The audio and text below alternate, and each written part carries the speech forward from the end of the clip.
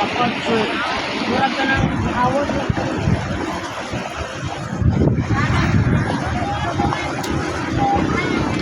Hello guys, hello guys.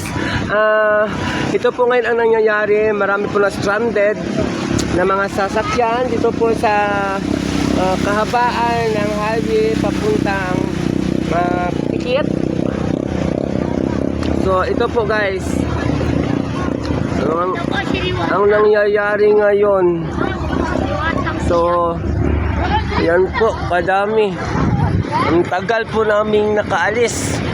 Kasi po sa grabe kataas yung tubig.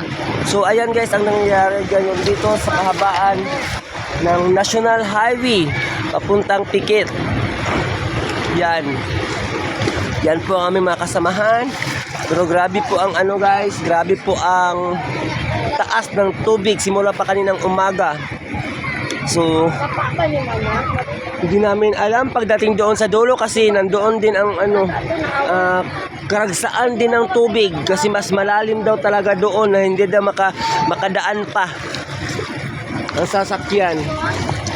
So titingnan natin kung hanggang saan ang taas ng tubig bago tayo makatawid dito sa kahabaan ng National Highway na papuntang Pikit.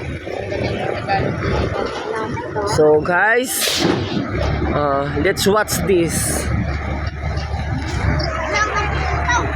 Yan. Ayan guys, nagtulak-tulak na sila kasi hindi talaga kinaya. Mataas din talaga, medyo mababa kasi yung sasakyan nila. So tinulak, ang dami nagtulak-tulak talaga. Itinulak na lang talaga yung sasakyan. So yung sino yung may planong maligo. Ayan. Dito pwede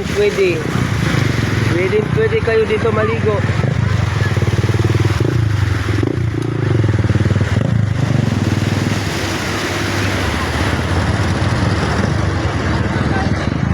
Ganito po yung tubig dito sa haba ng National Highway. Sing mga dol.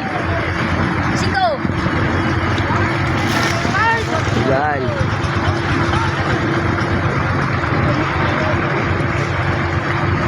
Yung ibang kabahayan po dito, medyo lubog na po ng tubig.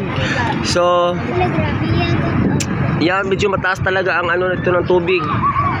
So, siguro umapaw na naman yung tubig sa river na yung pinakamalaking dito, river sa river ng Pikit.